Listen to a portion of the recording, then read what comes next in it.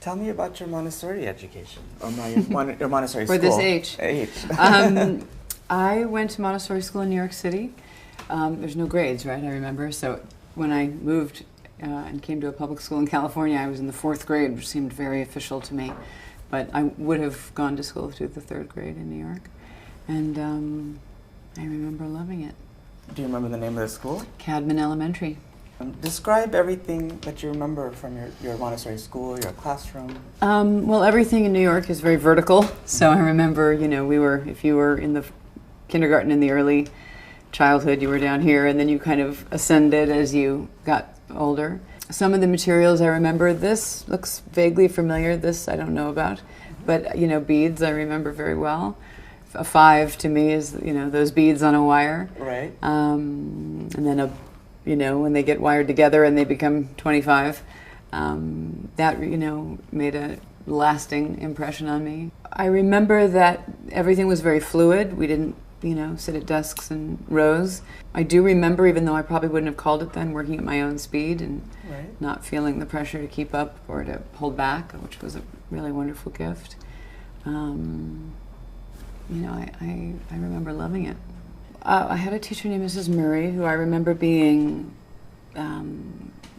sort of sweet and soft and round in every way, welcoming, and I adored her. And I came home one day sobbing because, well, actually what I remember first is that the new teacher was sitting in the corner, and it was this perfectly nice lady who seemed friendly enough until I got like, oh, she's there because this one's leaving. And I don't know how it happened, but this new teacher moved in and I fell absolutely in love with her. So I think the qualities that they both shared, even though I remember them being very different, were patience, a smile on both of their faces, I have in my mind. As I said, I never felt rushed to go at anybody's pace but my own. And that's a very internal thing as a child. I don't think you know enough to say, I'm being asked to keep up with the group, or I'm so far ahead that I'm bored. But nonetheless, I remember having the experience of being in my own world at my own pace, and I think that was really an irreplaceable quality to grow up with. To this day, I think I use Montessori as a shorthand, so if someone's trying to explain something to me and I can't follow it, I'll just say, can you do it in some kind of Montessori way? Can you bring it into something I can hold or stack? Or I think my brain works that way, and I don't know if that just means it was a good match for me or if the school actually helped to form the way that I think. So you started at 3 years of age, or? Yeah, I guess so, 3 or 4, and then left when I was 9. So when you talked about the beads, do you remember any other materials? I remember parts of speech in a box. Yes. It was very exciting when you got to the verbs because you were meant to stand up and do them, so you jump and yell and fall down.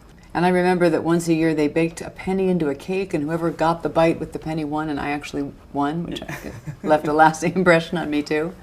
And I remember when I left Montessori school with, all the gratitude in the world to my teachers that followed, something went from 3-dimensional to much flatter.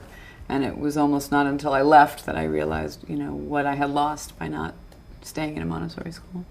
Do you remember your home life at that time? I'm assuming my parents tried to bring home the philosophies of the school without being Montessori educators. Right. It was also at a time, especially in New York City, when materials were changing and we were building with 3-dimensional things. I remember these lucite, instead of blocks, there were like lucite colored pieces that had pegs, and you could build out of them, and I sort of associate that with partly with the 70s and partly with Montessori education. Why do you think your parents chose Montessori? We had friends who went there. I don't know that it was some, visionary, brilliant choice on their part, but it turned out to be because I really thrived there. From 3rd grade, you went to a different type of school. Mm-hmm. How was that transition? I think I felt the world have less depth, just in terms of, when you go from holding something in your hand to it being flat on a piece of paper, something gets lost. For someone who doesn't know Montessori, how would you describe that to Boy, there's people watching this who could do a much better job than me. I can really speak, more about my own experience. And as I said, the thing I was the most aware of came after I left, when I felt suddenly there was a space between me and what I was learning, as opposed to when I was in school, feeling like it embodied me and I embodied it. So what stays with you? The thing that stays with you the most? I think the way I think. As I said, I tend to ask people to try to put things in some kind of tactile, three-dimensional way that I can get a grip on. And I don't know if that's because I'm more of an English person than a math person, or gravitated more toward the arts than the sciences.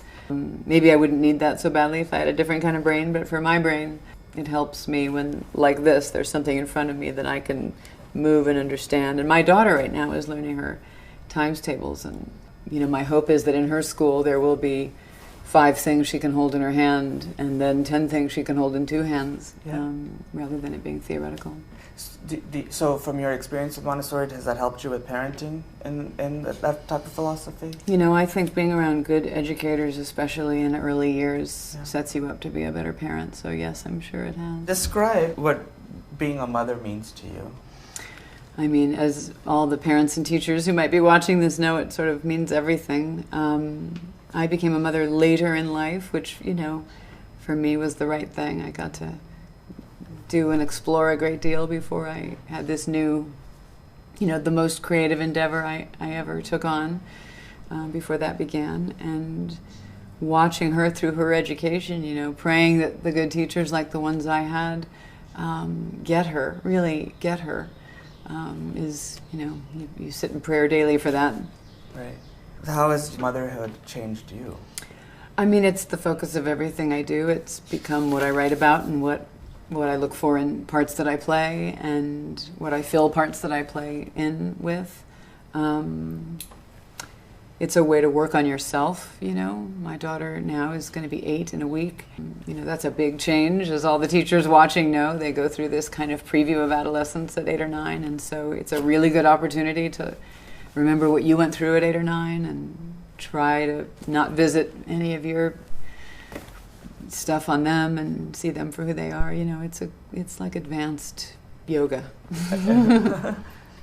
How will you react if your daughter wants to pursue acting? Anything she wants to pursue is fine with me. I probably wouldn't encourage her to be out working like I was at such an early age, but that's another thing that's happening, as I'm sure all these teachers know. I'm right at that moment where I think it used to be best for her that almost all the decisions were made by her parents, and we just sort of were loving to her while she liked or didn't like the decisions, and now it's beginning to be time for her to make, a few more of those decisions. So I'm going to be transitioning out of one version of being a mother and transitioning into another.